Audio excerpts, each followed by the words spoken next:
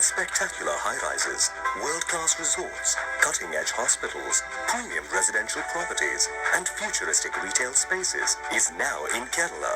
VKL Builders, Kerala's first international builder, now launching in Trivandrum, opposite Technopark, Srikaryam, and Poltenkode.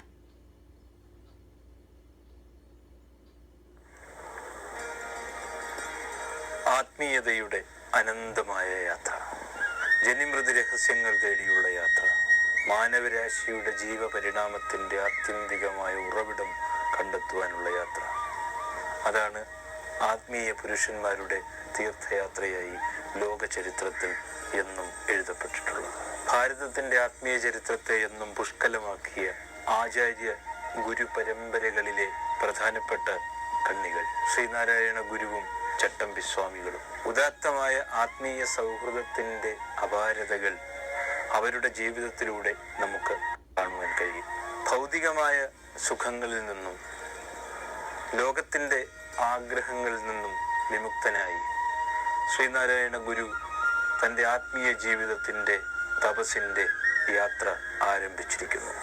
വലിയൊരു തീർത്ഥയാത്രയാണ് അത്. ആ യാത്രയിൽ ഗുരു ഒരുപാട് ആളുകളെ കാണുകയുണ്ടായി, ഒരുപാട് സ്ഥലങ്ങളിൽ പോവുകയുണ്ടായി. ധ്യാനാത്മകമായ ആത്മീയ ജീവിതത്തിൻ്റെ അപാരമായ സാരസർവസ്വങ്ങളിൽ ഗുരു ചിന്ത നിമഗ്നനായി ഇരിക്കുകയുണ്ടായി. ആ യാത്രയിൽ ഗുരു ഒരാളെ പരിചയപ്പെട്ടു, മാണിക്യം പിള്ള. ഗുരുവിൻ്റെ ആത്മീയ തേജസാർന്ന മുഖഭാവം കണ്ടപ്പോൾ അദ്ദേഹം അതിൽ ആകൃഷ്ടനായി. മാണിക്യം പിള്ള പുസ്തക വിൽപ്പന നടത്തുന്ന ആളാണ്. ഗുരുവിന് അവിടെ താമസിക്കണമെന്ന് തോന്നി, അതിനോട് ചേരണമെന്ന് തോന്നി. മാണിക്യം പിള്ളയോട് ആഗ്രഹം പ്രകടിപ്പിച്ചു.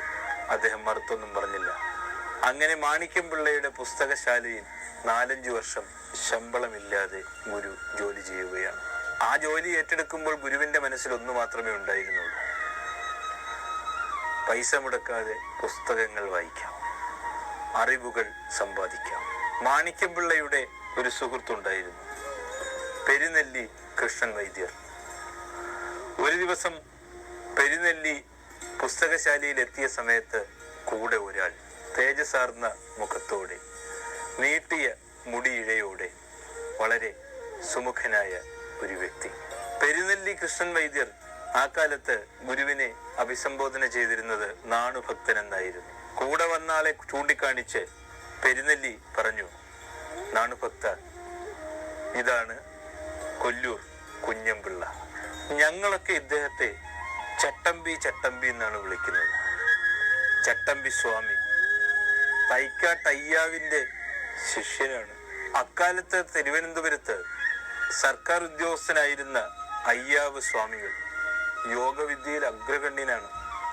അദ്ദേഹത്തിൻ്റെ ശിഷ്യനായിരുന്നു ഈ ചട്ടമ്പി സ്വാമികൾ. യോഗവിദ്യയിൽ പ്രാവീണ്യനായിരുന്ന തൈക്കാട്ടയ്യാവിൻ്റെ അടുത്ത് വിദ്യകൾ പഠിക്കുവാൻ എത്തിയതായിരുന്നു ചട്ടമ്പി സ്വാമികൾ.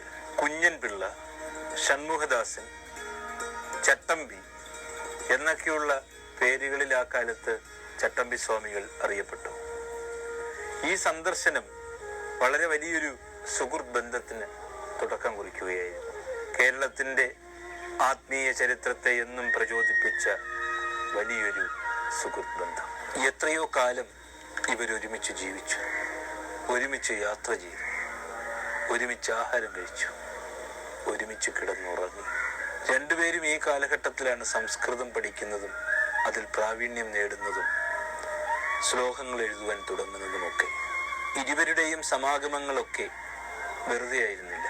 ലോകത്തിൻ്റെ ആത്യന്തികമായ കാര്യകാരണങ്ങളെക്കുറിച്ച്, ആത്മീയമായ രഹസ്യങ്ങളെക്കുറിച്ച്, ജനിമൃതിയുടെ പോക്കുകളെക്കുറിച്ച് ഇതൊക്കെ ഇവരുടെ ചർച്ചകളിൽ ഉരുത്തിരിഞ്ഞു വന്നു. ചർച്ചകൾ പല മേഖലകളിൽ കയറി ഇറങ്ങിപ്പോയി. സാഹിത്യം, ആത്മീയത, പുരാണം, വേദാന്തം, സംസ്കൃതം തുടങ്ങിയ പലവിധ മേഖലകൾ. യോഗവിദ്യയുടെ പൊരുളുകൾ ചട്ടമ്പി സ്വാമിയിലൂടെയാണ് ശ്രീനാരായണ ഗുരു മനസ്സിലാക്കുന്നത്. പക്ഷെ പിന്നീട് എന്തുകൊണ്ട് ഗുരുവിന് യോഗവിദ്യയോട് താല്പര്യം തോന്നിയില്ല? യോഗവിദ്യ തൻ്റെ വഴിയല്ലെന്ന് ഗുരുവിന് അറിയാമായിരുന്നു. ആത്മീയതയിൽ പലവിധ സാധനകളുണ്ട്. ശരീരത്തെയും മനസ്സിനെയും ആത്മാവിനെയും ഇന്ദ്രിയങ്ങളെയും ഒക്കെ അടക്കി വെക്കുവാനുള്ള ഒരു വിദ്യയാണ് യോഗവിദ്യ. പക്ഷെ അതിനുമപ്പുറത്ത് ആത്മീയതയുടെ അനന്തമാനങ്ങൾ അടക്കം ചെയ്തിരിക്കുന്നു. ജന്മന ജ്ഞാനിയായി ജനിക്കുന്ന ഒരു ഗുരുവിനെ സംബന്ധിച്ച് ഗുരുവിൻ്റെ അറിവെന്ന് പറയുന്നത് യോഗത്തിലൂടെയോ മറ്റു മുറകളിലൂടെയോ മാത്രമല്ല കടന്നു വരുന്നത്. അപ്പം അതിന് പല തട്ടുകളുണ്ട്, പല മേഖലകളുണ്ട്. ഇതിനെ ശ്രീനാരായണ ഗുരു തിരിച്ചറിഞ്ഞിരുന്നു. യോഗവിദ്യ എന്ന ശാസ്ത്രത്തിനപ്പുറവും ശരീരത്തെയും ഇന്ദ്രിയങ്ങളെയും മനസ്സിനെയും ആത്മാവിനെയും ഒക്കെ അടക്കി നിർത്തുന്ന മറ്റൊരു വഴി കൂടിയുണ്ട്. അത് ആത്മീയതയുടെ വ്യത്യസ്തമായൊരു മേഖലയാണ്.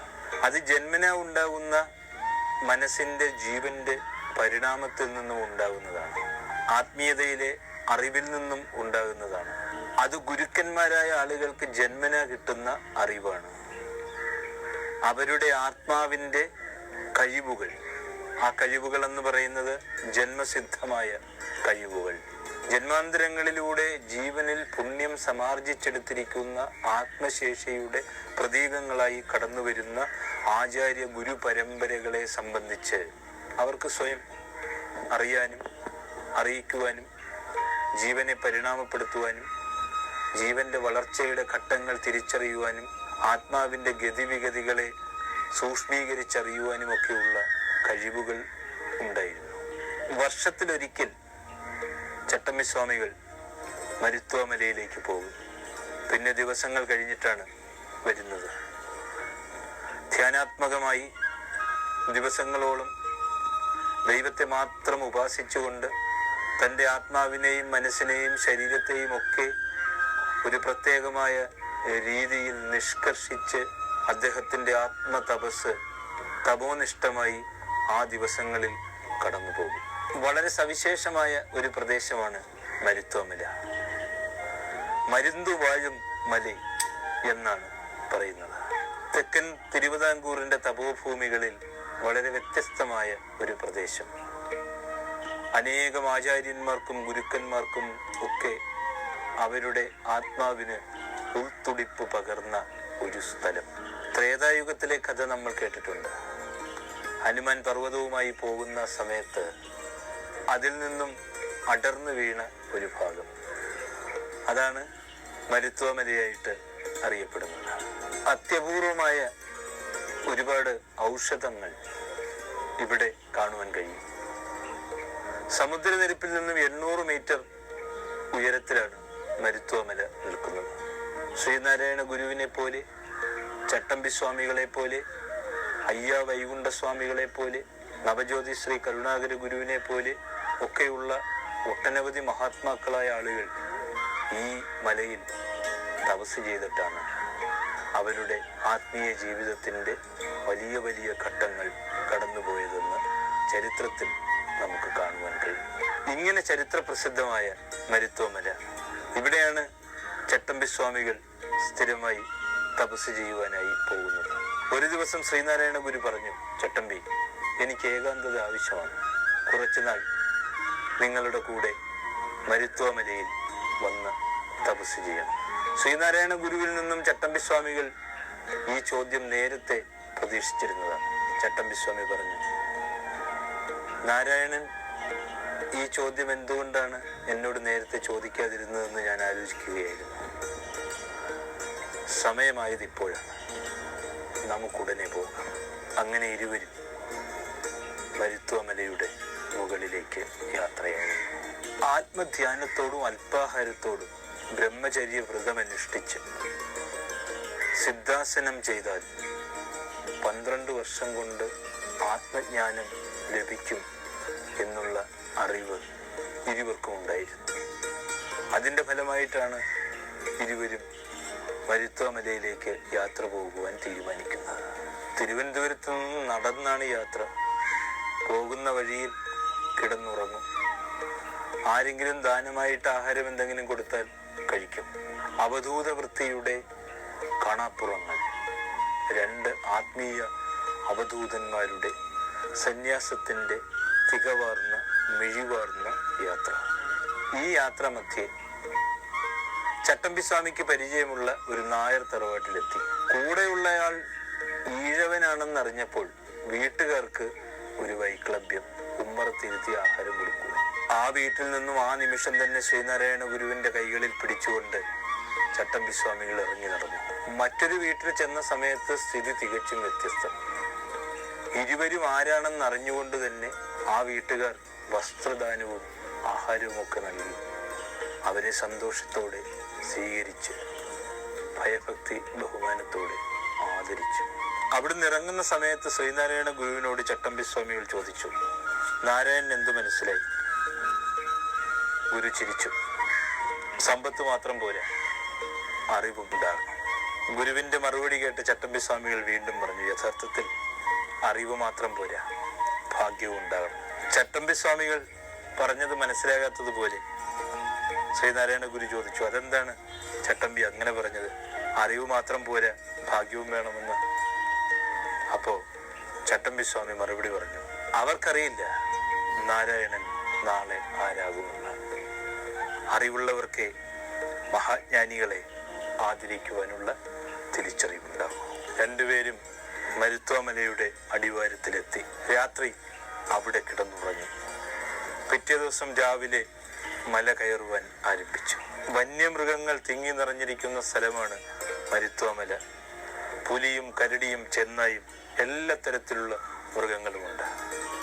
പക്ഷേ അവരെ പേടിക്കാത്ത, അവരെ കൂസാത്ത രണ്ട് മനുഷ്യർ, അതിമാനുഷ്യർ എന്ന് പറയും. നടന്ന് നടന്ന് മലയുടെ മുകളിൽ ഒരു നെല്ലി മരത്തിന്റെ താഴെ എത്തി. ചട്ടമ്പിസ്വാമികൾ പറഞ്ഞു, നാരായണ ഇവിടെ ഇരിക്കൂ, ഞാൻ അങ്ങ് അകലെ ഇരിക്കാം. നമ്മൾ പരസ്പരം കാണാത്ത രണ്ട് സ്ഥലങ്ങളിൽ നമുക്ക് ഇരുന്ന് ധ്യാനിക്കാം. ദിവസത്തിൽ ഒരു സമയം നമുക്ക് ഒരുമിച്ച് കാണണം. ഗുരു നെല്ലിമരത്തിന്റെ മൂട്ടിലിരുന്നു. ചട്ടമ്പിസ്വാമി ദൂരെ എങ്ങോട്ടോ പോയി. ചട്ടമ്പിസ്വാമിക്ക് ആ സ്ഥലമൊക്കെ ചിരപരിചിതമാണ്. രണ്ടുപേരും അവാച്യമായ ധ്യാനത്തിന്റെ അപാരമായ ലോകത്തേക്ക് കടന്നുപോയി. കേരളത്തിന്റെ തന്നെ, നമ്മുടെ രാജ്യത്തിന്റെ തന്നെ ആത്മീയ പരിണാമത്തിന് കാരണമായ ധ്യാനത്തിന്റെ അത്യപൂർവമായ അവാച്യമായ മേഖലകൾ, അത് ഭാരതീയ താപസ ചരിത്രത്തിലെ തന്നെ ഏറ്റവും പുഷ്കലമായ ഏടുകളിൽ ഒന്നായി മാറി.